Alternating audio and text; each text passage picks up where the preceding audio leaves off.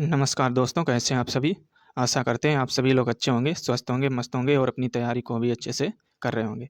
तो हम लोग यहाँ से 25 क्वेश्चन डिस्कस करते हैं जो कि कहीं न कहीं रेलवे के एग्ज़ाम के ही क्वेश्चन पूछे हुए हैं और इम्पोर्टेंट क्वेश्चन हैं। और जो भी आपके आगे एग्ज़ाम होने वाले हैं रेलवे के, तो वहाँ पे यही क्वेश्चन हैं जो घूम फिर के पूछे ही जाते हैं। तो आइए वीडियो स्टार्ट करेंगे। वीडियो अच्छा लगे तो लाइक ज़रूर करना और चैनल को भी सब्सक्राइब कर लेना। तो हमारा 326 नंबर पहला क्वेश्चन यहाँ से हो जाएगा कि हाइड्रोजन अणु का नाभिक किससे बना होता है? तो हाइड्रोजन के नाभिक में ये होता है, केवल एक प्रोटॉन होता है। तो ऑप्शन यहाँ पे ए आपका करेक्ट हो जाएगा। तो क्वेश्चन आपका 2016 में यहाँ से पूछा गया था। और इसके इंपॉर्टेंट फैक्ट हो जाएंगे कि हाइड्रोजन परमाणु में एक प्रोटॉन और एक इलेक्ट्रॉन उपस्थित होता है और प्रोटॉन परमाणु के नाभिक में रहता है तथा इलेक्ट्रॉन नाभिक के चारों ओर चक्कर लगाता रहता है। और हाइड्रोजन परमाणु में न्यूट्रॉन अनुपस्थित रहता है, मीन्स उनमें आपका जो न्यूट्रॉन होता है वो नहीं पाया जाता है। तो सिर्फ और सिर्फ आपका इलेक्ट्रॉन पाया जाता है और आपका प्रोटॉन पाया जाता है। तो ये दो होते हैं जो हाइड्रोजन अणु में पाए जाते हैं। तो ये हो जाएंगे इसके इंपॉर्टेंट फैक्ट। बढ़ेंगे हम लोग अगले प्रश्न की ओर। अगला भी आपका इंपॉर्टेंट हो जाएगा कि पोटेशियम की परमाणु संख्या 19 है और इसकी द्रव्यमान संख्या 39 है। तो इसके परमाणु में न्यूट्रॉनों की संख्या क्या होगी? तो जो हम लोग 2 से 3 दिन पहले जो क्लास डिस्कस की थी, तो वहाँ पे हम लोगों ने एक फार्मूला डिस्कस किया था। तो यदि आपने वो क्लास नहीं देखी है तो आप जाके देख सकते हैं। तो वहाँ से आपको अच्छे से समझ में आ जाएगा। तो इसमें हम लोग करेक्ट आंसर की बात करें, ये हो जाएगा 20। ऑप्शन यहाँ पे ए करेक्ट हो जाएगा। तो किस प्रकार ये लोग निकालते हैं हम लोग यहाँ से देखेंगे। तो कल वाली क्लास में और उससे पहले वाली क्लास में भी हम लोगों ने ये डिस्कस किया था कि पोटेशियम का परमाणु क्रमांक ये दिया गया है आपका 19, जो कि क्वेश्चन में दिया गया है। और द्रव्यमान संख्या ये भी क्वेश्चन में हमें दी गई है 39। वहीं इनमें इलेक्ट्रॉन कितने उपस्थित होते हैं, जो परमाणु क्रमांक होता है यही इसके इलेक्ट्रॉन होते हैं। और जो इलेक्ट्रॉन होते हैं उतने ही प्रोटॉन होते हैं, मीन्स इलेक्ट्रॉन बराबर आपके प्रोटॉन हो जाते हैं। और न्यूट्रॉनों की संख्या जब हम लोग निकालते हैं तो फार्मूला होता है कि द्रव्यमान संख्या में से जो परमाणु क्रमांक है इसको हम लोग घटा देंगे, तो यही आपका आ जाता है न्यूट्रॉनों की संख्या। और इन्हीं को हम लोग कहते हैं इलेक्ट्रॉन। तो यहाँ से हम लोग 39 से हम लोग 19 घटाएंगे तो आपका इस प्रकार 20 आ जाता है। तो ये जो फार्मूले आपके दिए गए हैं दो, इनको आप नोट डाउन कर लेना। यही आपके मोस्ट इंपॉर्टेंट है इस सवाल को सॉल्व करने के लिए। तो इन दोनों को आप फार्मूले को नोट डाउन जरूर कर लेना। अब अगला प्रश्न हो जाएगा कि कार्बन परमाणु के नाभिक में C6C12 से क्या निष्कर्ष निकाला जा सकता है? तो ये जो दिया गया है C612, यहाँ से आप क्या निष्कर्ष निकाल सकते हैं? तो सबसे पहले आपको यही याद रखना है कि जो 6 है ये होता है कार्बन का परमाणु क्रमांक। और परमाणु क्रमांक जिसमें आपके 6 न्यूट्रॉन होते हैं और 6 प्रोटॉन होते हैं। और 12 ये हो जाएगा आपका इसका द्रव्यमान संख्या या है। तो यहाँ से हम लोग करेक्ट आंसर की बात करें तो ये हो जाएगा आपका ऑप्शन डी। तो 6 प्रोटॉन और 6 न्यूट्रॉन यहाँ पे दिए गए हैं, तो ऑप्शन डी वाला यही आपका करेक्ट हो जाएगा। तो क्वेश्चन आपका ग्रुप डी में 2018 में ये पूछा गया था। तो किस प्रकार हम लोग यहाँ से निकालते हैं, ये भी हम लोगों ने पिछली क्लासों में इसको डिस्कस किया था। जैसे आपका दिया जाए कि जेड बराबर परमाणु क्रमांक, तो जेड को हम लोग किससे रिप्रेजेंट करते हैं, तो ये करते हैं परमाणु क्रमांक से। और ये बराबर होता है प्रोटॉनों की संख्या के, और प्रोटॉनों की संख्या बराबर होती है आपकी इलेक्ट्रॉनों की संख्या के। तो इस प्रकार हम लोग इसको समझेंगे। तो जैसे ए बराबर आपका होता है परमाणु भार, और ये फार्मूला हम लोगों ने पिछले वाली क्लासों में भी इसको डिस्कस किया था। तो ये भी आपको नोट डाउन कर लेना है। जहाँ पे एन हो जाएगा आपका न्यूट्रॉनों की संख्या, और जेड ये हो जाएगा परमाणु की संख्या और या प्रोटॉनों की संख्या या इलेक्ट्रॉनों की संख्या, और ए आपका हो जाएगा यहाँ पे परमाणु भार। तो यहाँ से इसी फार्मूले में जब हम लोग रखेंगे तो आपका आ जाएगा 6 न्यूट्रॉन। तो इस प्रकार हम लोग यहाँ से निकालते हैं। इस फार्मूले को आप नोट डाउन जरूर कर लेना। बढ़ेंगे हम लोग अगले प्रश्न की ओर। अगला है कि निम्नलिखित में से किसी एक तत्व के भार की तुलना में एक मूल विशेषता माना जाता है? तो ये होता है आपका परमाणु क्रमांक। तो ऑप्शन यहाँ पे डी करेक्ट हो जाएगा। और फ्रेंड्स, इससे पहले हम लोगों ने बायोलॉजी की 79 क्लासें इसी प्रकार जो इंपॉर्टेंट क्वेश्चन आए हुए थे रेलवे में, उन्हीं को हम लोगों ने डिस्कस किया था। तो यदि आपने वो क्लासें नहीं देखी हैं तो आप बायोलॉजी का भी सेक्शन देख सकते हैं। और बायोलॉजी आपके एग्जाम की दृष्टि से काफ़ी इंपॉर्टेंट रहती है, क्योंकि वहाँ पे ज़्यादा सवाल आपके पूछे जाते हैं। तो यदि आपने ये क्लासें नहीं देखी हैं तो चैनल पर जाके हम लोगों ने प्लेलिस्ट बना दी है, तो इनको भी आप एक एक दो दो क्लासें करके देख लेना, जो कि एग्जाम की दृष्टि से काफ़ी इंपॉर्टेंट हो जाएंगी। तो आइए हम लोग इसके इंपॉर्टेंट फैक्ट समझेंगे। तो किसी परमाणु के नाभिक में उपस्थित प्रोटॉनों की संख्या को उस तत्व का परमाणु क्रमांक कहते हैं। तो यहाँ पे डेफिनेशन आपकी पूछी जाती है परमाणु क्रमांक की, तो ये होती है कि नाभिक में उपस्थित प्रोटॉनों की संख्या ही परमाणु क्रमांक कहलाती है। और परमाणु क्रमांक को तत्व के भार की तुलना में एक मूल विशेषता माना जाता है और प्रत्येक परमाणु का परमाणु क्रमांक अलग अलग होता है और अतः इसके आधार पर परमाणु की पहचान मिलती है। तो ये हो जाएंगे इसके इंपॉर्टेंट फैक्ट। बढ़ेंगे हम लोग अगले प्रश्न की ओर। अगला प्रश्न दिया गया है कि 9F19 में न्यूट्रॉनों, प्रोटॉनों और इलेक्ट्रॉनों की संख्या लिखें। तो हम लोग यहाँ पे बात करें कि जो 9 है ये होता है आपका प्रोटॉन, तो 9 आपका प्रोटॉन हो जाएगा। अब देखिए यहाँ पे प्रोटॉन यहाँ पे 10 दिया गया, प्रोटॉन 10 दिया गया, तो दो ऑप्शन तो यहाँ पे इस प्रकार बाहर हो जाएंगे। तो 9 वाले आपके दो ही यहाँ पे ऑप्शन दिए गए हैं। अब जो 19 है ये आपको क्लियर करना है, ये क्या होगा। तो ये होती है आपकी, इसमें 9 इलेक्ट्रॉन हो जाएंगे और 10 न्यूट्रॉन हो जाएंगे। तो 9 इलेक्ट्रॉन और 10 न्यूट्रॉन, यहाँ पे ऑप्शन आपका सी इस प्रकार करेक्ट हो जाएगा। तो इस प्रकार हम लोग जब भी आपका इस फॉर्म में आपका क्वेश्चन पूछा जाए तो वैसे हम लोग यहाँ से निकालेंगे। तो यहाँ से जो आपका फार्मूला ऊपर था उसी का यूज करके यहाँ पे निकाल सकते हैं। बढ़ेंगे हम लोग अगले प्रश्न की ओर। अगला भी आपका इंपॉर्टेंट है कि एक तत्व के परमाणु में उपस्थित इलेक्ट्रॉनों की संख्या किसके बराबर होती है। तो ये बराबर होती है उसमें उपस्थित परमाणु क्रमांक के। तो किसी तत्व का क्या परमाणु क्रमांक होता है, वही होती है इलेक्ट्रॉनों की संख्या, और इलेक्ट्रॉनों की संख्या ही आपकी होती है प्रोटॉनों की संख्या। तो इलेक्ट्रॉनों की संख्या को ही हम लोग कहते हैं प्रोटॉनों की संख्या। तो ऑप्शन यहाँ पे इसमें ए करेक्ट हो जाएगा। तो किसी तत्व के परमाणु में उपस्थित इलेक्ट्रॉनों की संख्या ही उस तत्व की परमाणु क्रमांक के बराबर होती है, और किसी परमाणु के नाभिक में उपस्थित प्रोटॉनों की संख्या को भी परमाणु क्रमांक कहते हैं। और उदासीन परमाणु में प्रोटॉनों की संख्या और इलेक्ट्रॉनों की संख्या सदैव बराबर होती है। अगला प्रश्न हो जाएगा कि निम्नलिखित में से किसका परमाणु द्रव्यमान सबसे कम होता है। तो सबसे कम आपका हो जाएगा हाइड्रोजन का। तो ऑप्शन यहाँ पे वी करेक्ट हो जाएगा। तो क्वेश्चन एलपी एंड टेक्नीशियन में 2018 में क्वेश्चन पूछा गया था। और फ्रेंड्स ये इंपॉर्टेंट क्वेश्चन है जो कहीं ना कहीं आपके रेलवे के एग्जाम के पूछे हुए हैं। तो जो आगे आपके जो भी रेलवे के एग्जाम होंगे तो यही क्वेश्चन है जो घूम फिर के आपके पूछे ही जाते हैं, क्योंकि रेलवे सबसे ज़्यादा अपने प्रीवियस ईयर क्वेश्चन ज़्यादा रिपीट करती है। तो इसीलिए ये आपके इंपॉर्टेंट क्वेश्चन हो जाएंगे। वीडियो को लाइक जरूर करना है और चैनल को भी सब्सक्राइब करना है। एक भी क्लास आपको स्किप नहीं करनी है, डेली की डेली आपको देखना है, तभी आपको ज़्यादा अच्छे से क्लियर होगा। तो इसके इंपॉर्टेंट फैक्ट आप समझ सकते हैं कि यहाँ पे एक तरफ तत्व दिए गए हैं और उनके परमाणु द्रव्यमान दिए गए हैं। जैसे हम लोग नाइट्रोजन की बात करें, ये हो जाएगा 14.0067 ग्राम प्रति मोल, और हाइड्रोजन का ये हो जाएगा 1.00794 ग्राम प्रति मोल। लिथियम का हो जाएगा आपका 6.941 ग्राम प्रति मोल, और हीलियम का हो जाएगा 4.002603 ग्राम प्रति मोल। तो यहाँ पे सबसे कम की बात की गई थी, तो ये होता है आपका हाइड्रोजन का। तो यहाँ पे दिए गए तत्वों में सबसे कम परमाणु द्रव्यमान ये हाइड्रोजन तत्व का होता है। बढ़ेंगे हम लोग अगले प्रश्न की ओर। ये भी आपका मोस्ट इंपॉर्टेंट हो जाएगा कि एक परमाणु की परमाणु संख्या क्या होती है जिसमें 10 प्रोटॉन और 11 न्यूट्रॉन होते हैं। तो ये आपको बताना है। क्वेश्चन आपका इस प्रकार भी पूछा जा सकता है। तो 10 प्रोटॉन और 11 न्यूट्रॉन होते हैं, तो ये होती है परमाणु संख्या आपकी 10। तो ऑप्शन यहाँ पे वी आपका करेक्ट हो जाएगा। तो सबसे पहले आपको यही जानना है कि किसी तत्व के परमाणु के नाभिक में उपस्थित प्रोटॉनों की संख्या को परमाणु संख्या कहते हैं। मीन्स किसी तत्व में जितने परमाणु प्रोटॉन होते हैं वही होती है उसकी परमाणु संख्या।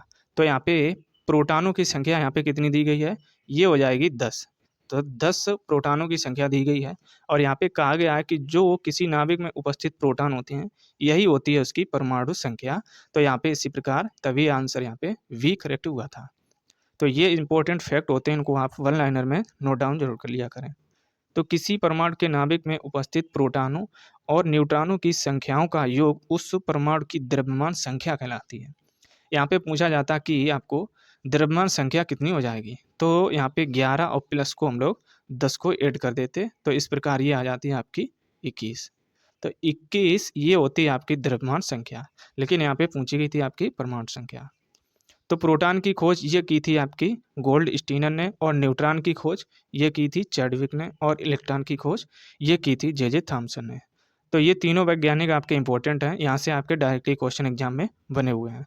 तो जो खोजकर्ता थे इलेक्ट्रॉन, प्रोटॉन, न्यूट्रॉन, पॉजिट्रॉन, इनमें क्या चार्ज होता है, इनके बारे में जो भी इंपॉर्टेंट फैक्ट थे वो पिछले क्लासों में हम लोगों ने डिस्कस किए थे। तो इसीलिए आपको बारी बारी से एक एक क्लास को धीरे धीरे से कवर करना है। तो जो भी आपकी क्लासें छूटी हुई हैं पीछे, उनको आप जल्दी से कवर कर लीजिए, तभी आपको अब ज़्यादा समझ में आएगा। अगला प्रश्न है कि एक तत्व के नाभिक में 10 प्रोटॉन और 17 न्यूट्रॉन उपस्थित हैं, तो उसकी द्रव्यमान संख्या बताइए। तो अभी हम लोगों ने ऊपर बताई थी कि प्रोटॉन और प्लस न्यूट्रॉन को जो हम लोग ऐड कर देंगे इनको, तो ये आ जाती है आपकी द्रव्यमान संख्या।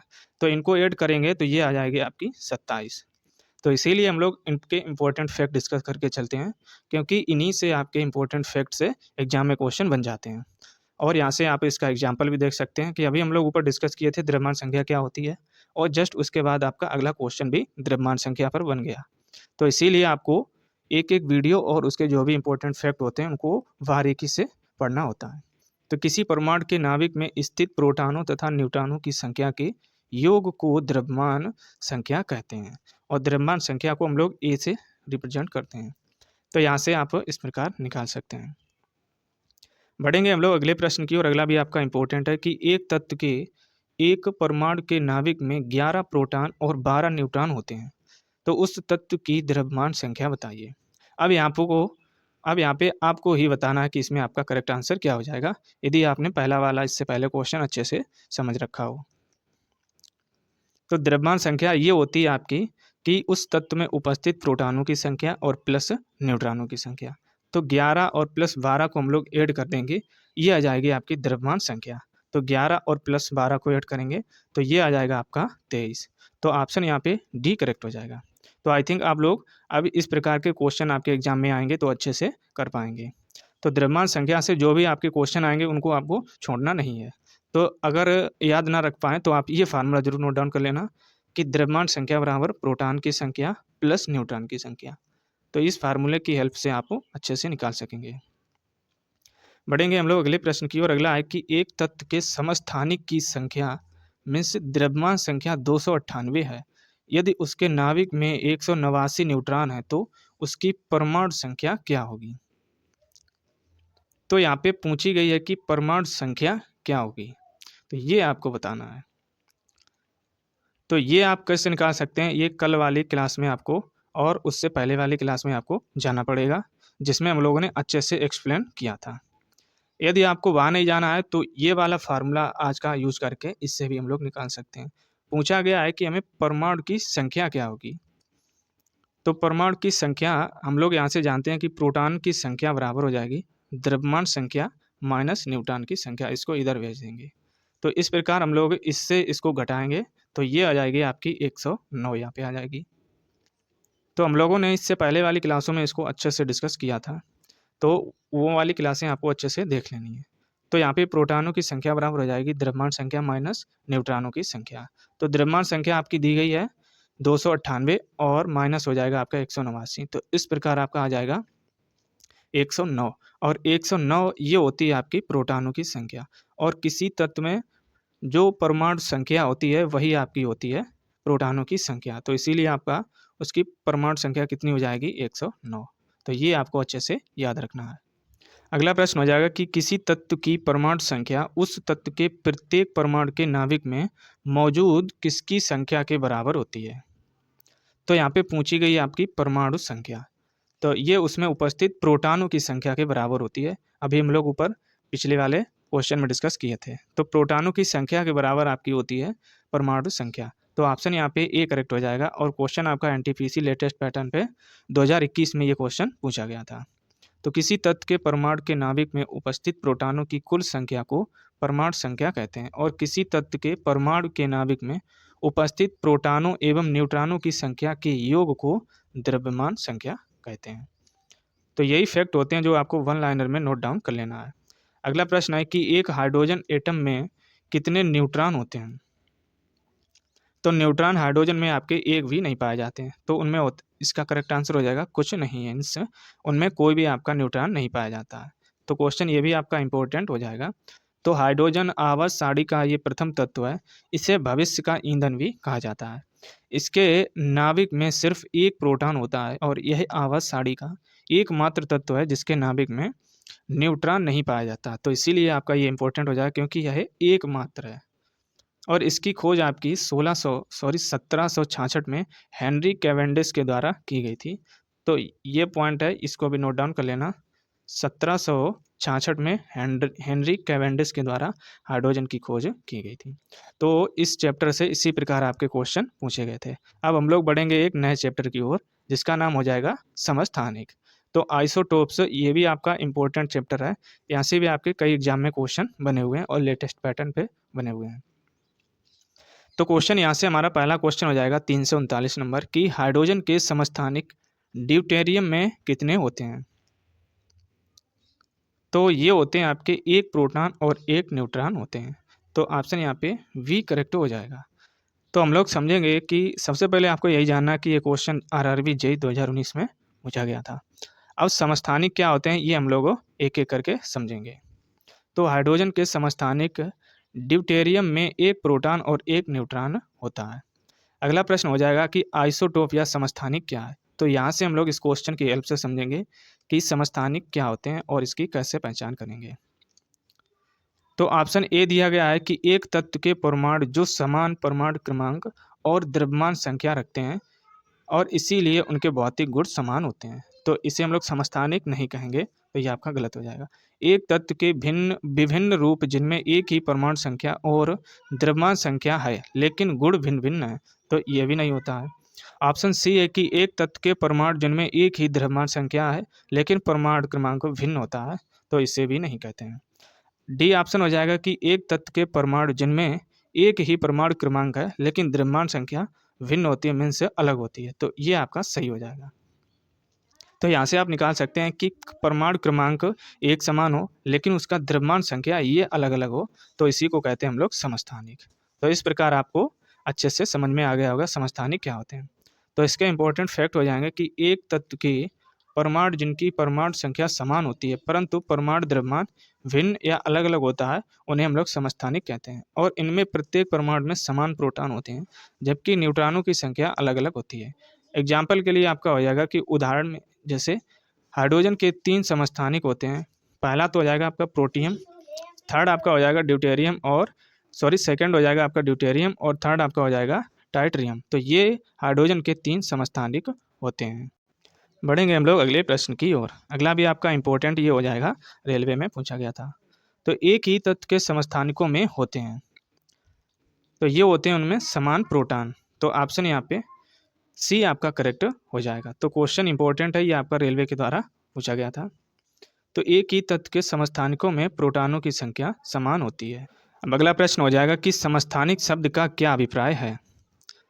तो इसकी डेफिनेशन आपको अच्छे से याद रखना है कि समान परमाणु क्रमांक लेकिन आपका द्रव्यमान संख्या ये अलग हो, इसी को कहते हैं हम लोग समस्थानिक। तो ऑप्शन ए यहाँ पे करेक्ट हो जाएगा। तो क्वेश्चन एनटीपीसी में आपका 2021 में पूछा गया था। तो इस प्रकार आप याद रख सकते हैं। बढ़ेंगे सीधे हम लोग अगले प्रश्न की ओर।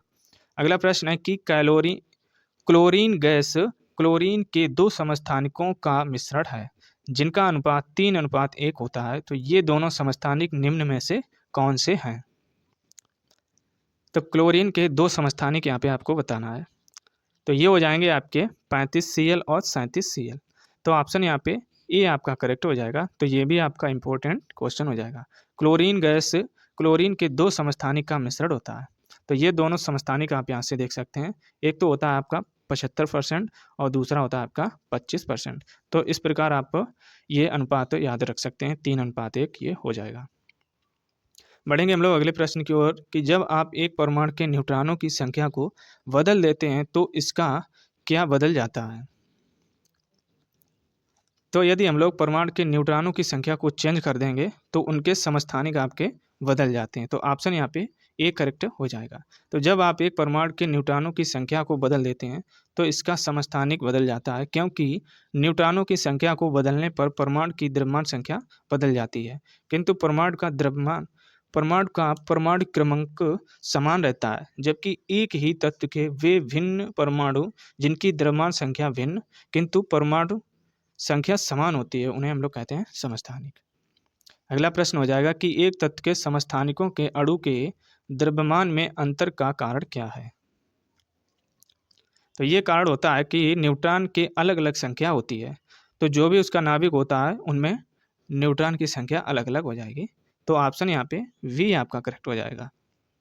तो एक तत्व के समस्थानिकों के अणु के द्रव्यमान में अंतर का कारण उनके नाभिक में न्यूट्रॉनों की अलग अलग संख्या होती है और समस्थानिक में प्रत्येक परमाणु में समान प्रोटॉन होते हैं, जबकि न्यूट्रॉन की संख्या ये अलग अलग रहती है। इस कारण परमाणु संख्या तो समान रहती है, लेकिन परमाणु का द्रव्यमान ये अलग अलग हो जाता है। तो इसी को हम लोग क्या कहते हैं, समस्थानिक कहते हैं।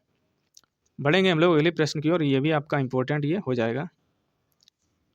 अगला प्रश्न है कि किसकी रासायनिक विशेषता एक समान होती है परंतु परमाणु द्रव्यमान भिन्न भिन्न होता है। तो इसे हम लोग कहते हैं समस्थानिक। तो ऑप्शन यहाँ पे वी आपका करेक्ट हो जाएगा। अब अगला प्रश्न भी आपका इंपॉर्टेंट हो जाएगा, क्योंकि ये स्टेटमेंट के रूप में आपका पूछा गया है। तो पूछा गया है कि निम्नलिखित में से कौन सा किसी तत्व के समस्थानिकों का गुण नहीं है। तो ये है कि उनके परमाणु द्रव्यमान समान होते हैं। सेकेंड हो जाएगा कि उनके परमाणु क्रमांक समान होते हैं। थर्ड हो जाएगा कि ये भिन्न भौतिक गुण प्रदर्शित करते हैं। फोर्थ हो जाएगा कि ये समान रासायनिक गुण प्रदर्शित करते हैं। तो यहाँ पे बताना कि समस्थानिकों का सही गुण यहाँ पे क्या होता है। तो उनके परमाणु द्रव्यमान समान होते हैं, तो ये अलग हो जाएगा, क्योंकि परमाणु जो द्रव्यमान होता है ये अलग अलग होता है, ना कि समान होता है। तो पहला तो आपका बाहर हो जाएगा। सेकंड है कि उनके परमाणु क्रमांक समान रहते हैं, हाँ ये सही हो जाएगा आपका, परमाणु क्रमांक ये समान रहते हैं। थर्ड है कि ये भिन्न भौतिक गुण प्रदर्शित करते हैं, तो ये भी आपका सही हो जाएगा। और फोर्थ है कि ये समान रासायनिक गुणधर्म प्रदर्शित करते हैं, तो ये भी सही हो जाएगा। तो यहाँ पे 2, 3, 4 वाला सही हो जाएगा, मीन्स ऑप्शन वी में दिए गए हैं, तो यही करेक्ट हो जाएगा। तो इस प्रकार आप यहाँ से निकाल सकते हैं इनके फैक्ट के बारे में। अगला प्रश्न हो जाएगा कि यह अवधारणा कि एक तत्व के सभी परमाणु समान होते हैं को किसकी खोज से गलत सिद्ध किया गया था। तो ये समस्थानिक की खोज से गलत किया गया था। ऑप्शन यहाँ पे वी करेक्ट हो जाएगा। तो ये भी आपका इंपॉर्टेंट क्वेश्चन हो जाएगा। तो यहाँ से देख सकते हैं कि जो हाइड्रोजन के 3 समस्थानिक होते हैं, पहला तो होता है आपका प्रोटियम, थर्ड हो जाएगा ड्यूटेरियम, और सेकंड हो जाएगा ड्यूटेरियम, और थर्ड हो जाएगा आपका ट्राइटियम। तो ये आपके हाइड्रोजन के 3 समस्थानिक होते हैं, जिनको आप नोट डाउन कर लेना। बढ़ेंगे सीधे हम लोग अगले प्रश्न की ओर। अगला प्रश्न है कि प्राकृतिक क्लोरीन के 2 समस्थानिक हैं। पहला तो हो जाएगा आपका 17C35 का 75%, और सेकेंड हो जाएगा 17Cl37 का 25%। तो क्लोरीन का औसत परमाणु संख्या या परमाणु द्रव्यमान क्या हो जाएगा। तो यहाँ पे एवरेज पूछा गया है, तो हम लोग यहाँ से एवरेज निकालेंगे, तो ये हो जाएगा 35.5। तो ऑप्शन यहाँ पे डी करेक्ट हो जाएगा। तो ये क्लोरीन के 2 समस्थानिक होते हैं, इनको भी आप नोट डाउन कर लेना। पहला तो हो जाएगा ये, और सेकंड ये हो जाएगा। दोनों क्लोरीन परमाणु के समस्थानिक हैं। इनमें क्लोरीन के 2 परमाणुओं की परमाणु संख्या 17 समान है, परंतु जो परमाणु द्रव्यमान है या परमाणु संख्या ये अलग अलग है। एक पे है 35 और एक पे है 37। चूंकि प्रकृति में क्लोरीन 2 समस्थानिक रूप में पाया जाता है, जिसका द्रव्यमान 35 म्यू और 37 म्यू है, और यह 3:1 के अनुपात में पाए जाते हैं। इनके औसत द्रव्यमान 35.5 म्यू को क्लोरीन का परमाणु द्रव्यमान माना जाता है, क्योंकि यदि क्लोरीन की कुछ मात्रा ली जाए तो उसमें दोनों तरह के क्लोरीन उपस्थित होंगे। अगला प्रश्न हो जाएगा कि प्रोटियम में कितने न्यूट्रॉन मौजूद होते हैं। तो अभी तक हम लोगों ने यही जाना था कि जो प्रोटियम होता है ये क्या होता है। तो ये होता है आपका हाइड्रोजन का समस्थानिक। लेकिन अब एग्जामिनर ने आपका अलग से क्वेश्चन पूछ दिया गया कि प्रोटियम में न्यूट्रॉनों की संख्या क्या होती है। तो क्वेश्चन आपका NTPC 2021 में इस प्रकार भी क्वेश्चन पूछा गया था। तो हर एक क्वेश्चन को आपको डीप से पढ़ना होगा, नहीं आपको अदरवाइज ये क्वेश्चन छोड़ के ही आना पड़ेगा। तो इनकी संख्या ये होती है 0। तो न्यूट्रॉन उनमें 0 मौजूद होते हैं, मीन्स से कोई न्यूट्रॉन नहीं होता है। तो प्रोटियम के नाभिक में कोई न्यूट्रॉन नहीं पाया जाता है। इसे हाइड्रोजन का सबसे स्थिर समस्थानिक माना जाता है। मूल हाइड्रोजन परमाणु में 1 इलेक्ट्रॉन द्वारा परिचालन एकल प्रोटॉन को प्रोटियम भी कहा जाता है। तो ये हो जाएंगे इसके इंपॉर्टेंट फैक्ट। बढ़ेंगे हम लोग अगले प्रश्न की ओर कि हाइड्रोजन परमाणु के 3 समस्थानिक प्रोटियम, ड्यूटेरियम और ट्राइटियम, ये होते हैं हाइड्रोजन के 3 समस्थानिक। तो समस्थानिक ट्राइटियम का परमाणु क्रमांक और द्रव्यमान संख्या यहाँ पे बतानी है। तो इस प्रकार के क्वेश्चन आपके एनटीपीसी में पूछे गए थे 2021 में। तो ये संख्या हो जाएगी 1 और 3। तो क्वेश्चन इसके ऑप्शन सी करेक्ट हो जाएगा। तो यहाँ पे इस प्रकार आप देख सकते हैं इसके इंपॉर्टेंट फैक्ट। बढ़ेंगे हम लोग अगले प्रश्न की, और अगला भी आपका इंपॉर्टेंट है। ये क्वेश्चन एनटीपीसी में पूछा गया कि समस्थानिक ऐसे परमाणु होते हैं जिनका डैश आपको आगे बताना है। समस्थानिक क्या होते हैं ये आपको सबसे पहले जानना होगा कि इनके परमाणु क्रमांक समान होते हैं और द्रव्यमान संख्या ये आपकी भिन्न होती है। तो इस प्रकार ऑप्शन यहाँ पे वी करेक्ट हो जाएगा। तो इस प्रकार के भी क्वेश्चन आपके एनटीपीसी में पूछे गए थे और ये इंपॉर्टेंट क्वेश्चन थे जो कहीं ना कहीं एग्जाम के ही थे।